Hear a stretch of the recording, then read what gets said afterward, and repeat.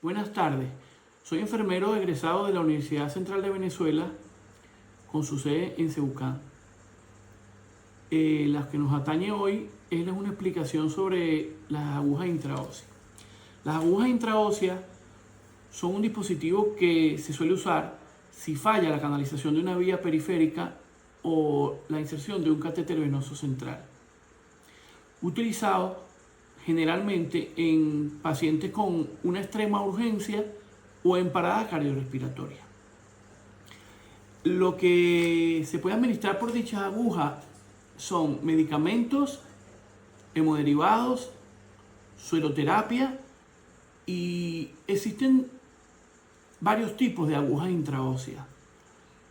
Están las agujas intraóseas manuales y las agujas intraóseas automáticas. Las agujas intraóseas automáticas se pueden subdividir en las utilizadas con un taladro especial, que luego les mostraré en unos ejemplos y en una explicación más audiovisual. Y las agujas de disparo, que también les mostraré que existen pediátricas y de adultos. Igual que las agujas manuales, existen pediátricas y de adultos. En las agujas de taladro existen diferentes medidas de adulto y pediátrica, y en las de disparo.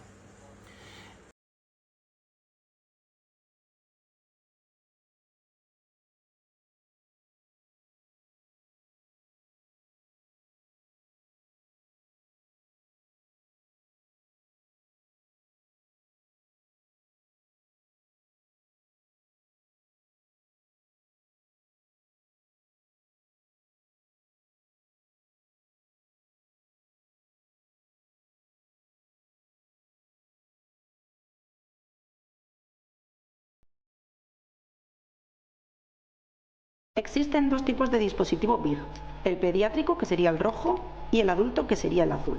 El pediátrico tiene la opción de elegir diferentes profundidades dependiendo de la edad del paciente. De 6 a 12 años sería 1,5 centímetros. Si seguimos girando, de 3 a 6 años, 1 centímetro, y de 0 a 3 años, 0,5 centímetros. Y con respecto al adulto, dependiendo del lugar de inserción, se elige una posición u otra. Por ejemplo, la tibia proximal y el húmero coincide con 2,5 centímetros. Si seguimos girando, tendremos el maléolo, que coincide con 2 centímetros. Y por último, tendríamos el radio, que coincide con 1,5 centímetros. Ahora os vamos a enseñar todo el material necesario para la realización de la técnica. En primer lugar, necesitamos los dispositivos BIG, guantes, gasas con antiséptico, una jeringa de 10 con suero fisiológico, una llave de 3 pasos y, a ser posible, con alargadero. En primer lugar, vamos a retirar la pestaña roja de seguridad. Muy importante no tirarla porque la vamos a usar posteriormente para fijar la vía.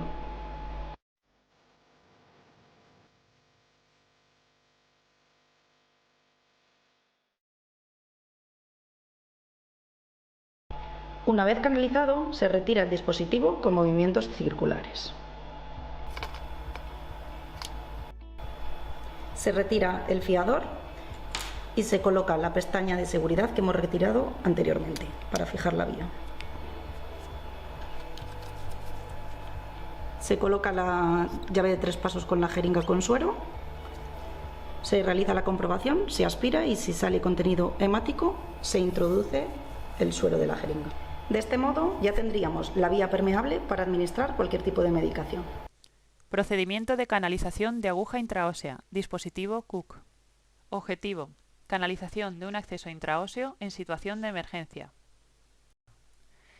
El dispositivo intraóseo dispone de un manubrio muy amplio, de unas aletas que facilitan la estabilidad durante la manipulación y de un mandril interno cuya punta puede tener forma de lápiz, biselada o de trócar piramidal, presentado en envase estéril y de un solo uso. Las agujas de colocación manual tienen la ventaja de que podemos sentir en nuestra mano sensaciones que nos ayudan a distinguir cuándo ha perforado la cortical y ha penetrado en la médula del hueso. Se seleccionará el lugar de punción. La extremidad seleccionada deberá estar apoyada sobre una superficie lisa y dura y en ligera rotación externa.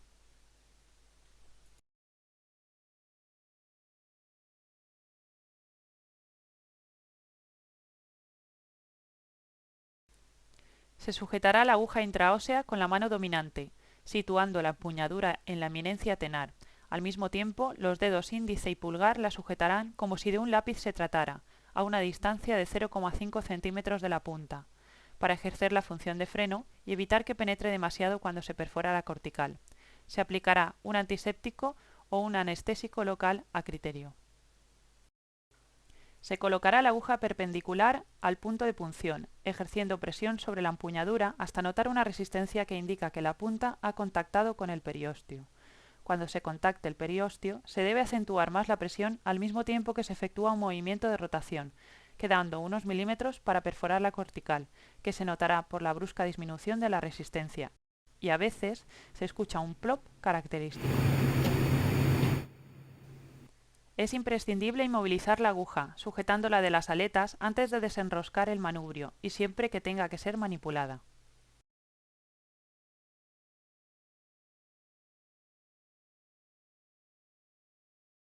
Se conectará al pabellón de la aguja una jeringa de 5 a 10 mililitros, cargada con suero salino fisiológico, y se aspirará para comprobar si sale sangre o médula ósea, e inyectaremos, a continuación, parte del suero para comprobar que pasa con facilidad y que no se extravasa alrededor de la aguja.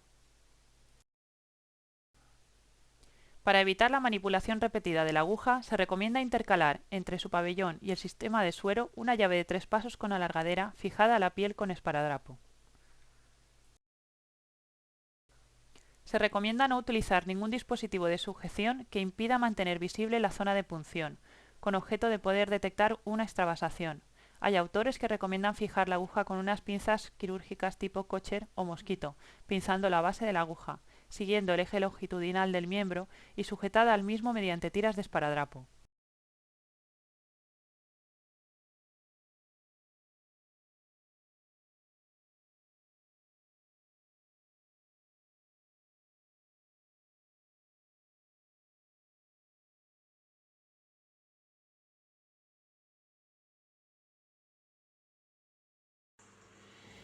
El uso de las agujas intraóseas se puede dividir en dos partes. Uso de la aguja intraósea en un entorno controlado, es decir, una unidad de cuidados intensivos, una unidad de quemados o cualquier unidad intrahospitalaria. Se debe hacer de forma estéril, utilizando todos los materiales que tengamos a nuestra disposición. Lo que describe la literatura es el uso de guantes estériles, una solución antiséptica que puede ser clorhexidina al 2%, la aguja propiamente dicha y una llave de 3 pasos o una llave de 3 pasos con alargadera, una jeringa de 10 cc, solución fisiológica y una bolsa presurizadora de suero que viene normalmente con un manómetro. No sé si conocen dicha bolsa, pero luego se los pondré en un ejemplo audiovisual. La otra cosa sería las contraindicaciones de la inserción de la aguja intraósea. Las contraindicaciones son: 1. Si existe fractura en el hueso elegido. 2. Si existe una zona donde ya se intentó insertar la aguja, no se debe repetir dicha zona. En una zona donde haya una quemadura, en una zona donde haya una herida o haya una celulitis.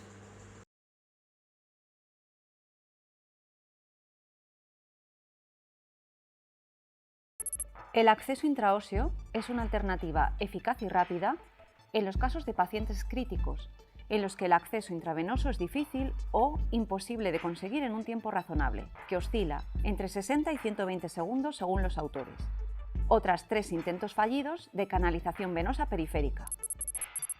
Técnica: lavado higiénico de manos durante 30 segundos con solución hidroalcohólica si es posible y si la situación clínica del paciente lo permite. Preparar el material.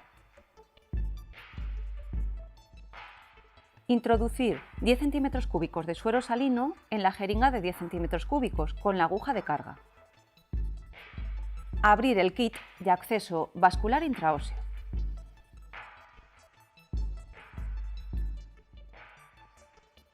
Purgar la alargadera del dispositivo intraóseo, reservando el resto de suero en la jeringa, que quedará conectada a la alargadera.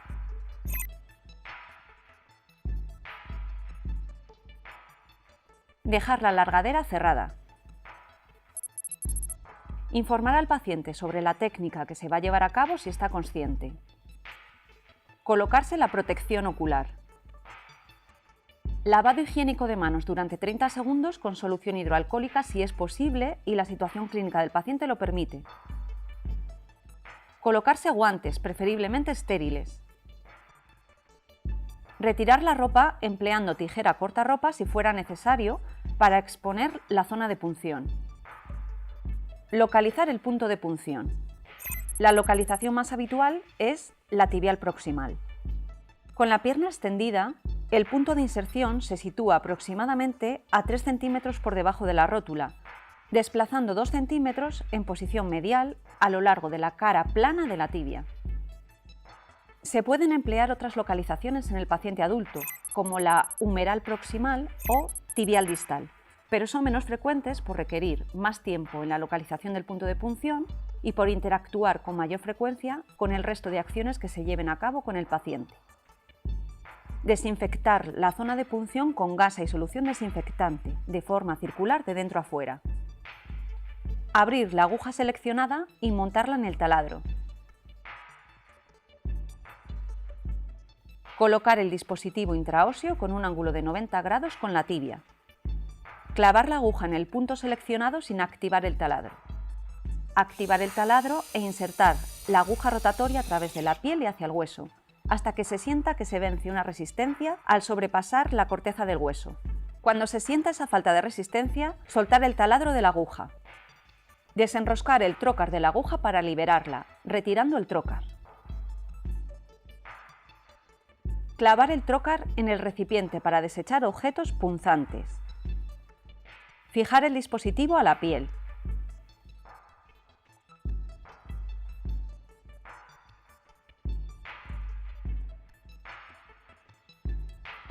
Conectar la aguja a la alargadera purgada con la jeringa de 10 centímetros cúbicos cargada con suero salino. Aspirar para intentar obtener líquido de la cavidad medular y confirmar que la punción es correcta, teniendo en cuenta que las punciones secas son habituales y no indican fallo en la punción. Seguidamente, introducir 5 centímetros cúbicos de suero salino y observar que no aparezcan signos de inflamación en la zona. Si no hay inflamación, conectar a la alargadera la sueroterapia que se quiera infundir.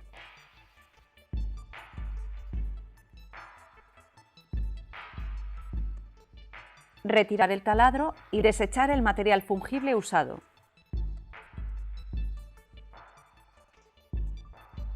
Retirarse los guantes y desecharlos. Lavado higiénico de manos con solución hidroalcohólica durante 30 segundos. Retirarse la protección ocular. Lavado higiénico de manos con solución hidroalcohólica durante 30 segundos. Registrar la actividad.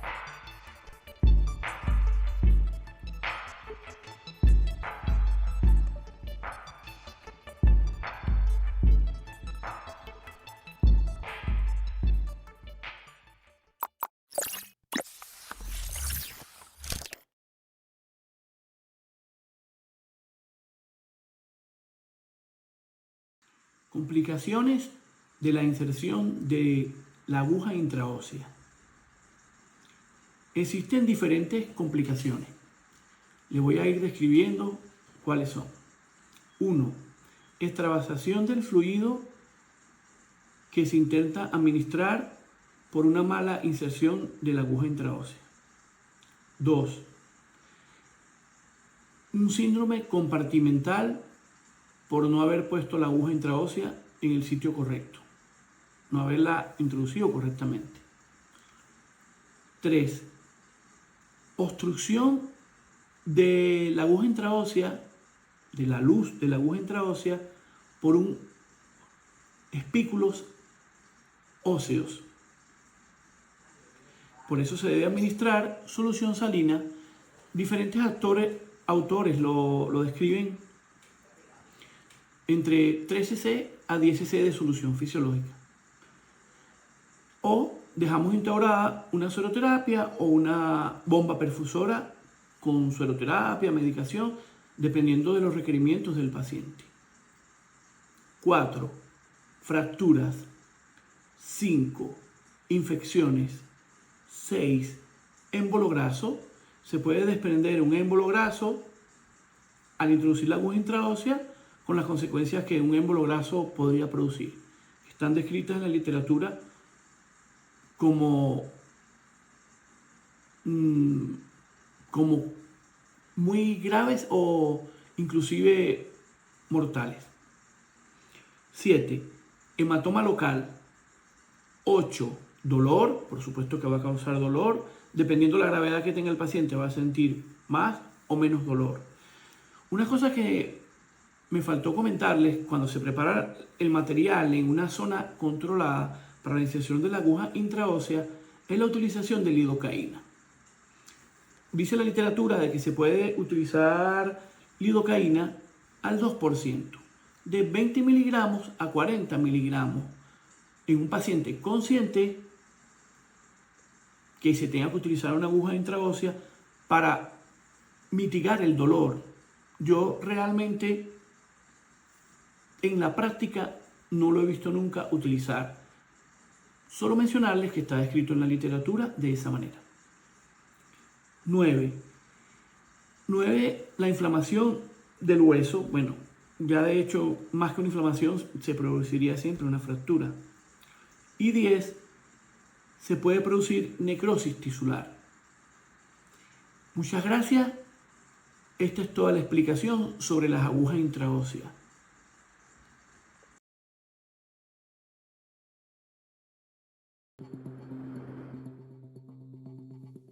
La vía intraósea o IO puede ser una vía rápida, segura y confiable para la administración de medicamentos y líquidos si no se puede obtener un acceso venoso periférico rápidamente. Ofrece acceso a un plexo venoso no colapsable, que es especialmente útil durante la reanimación. Es una alternativa aceptable a la vía intravenosa para administrar la medicación de soporte vital avanzado pediátrico, incluidos fármacos vasoactivos. También ofrece una vía alternativa para administrar cristaloides y coloides. Muchos lugares son apropiados para la infusión intraósea.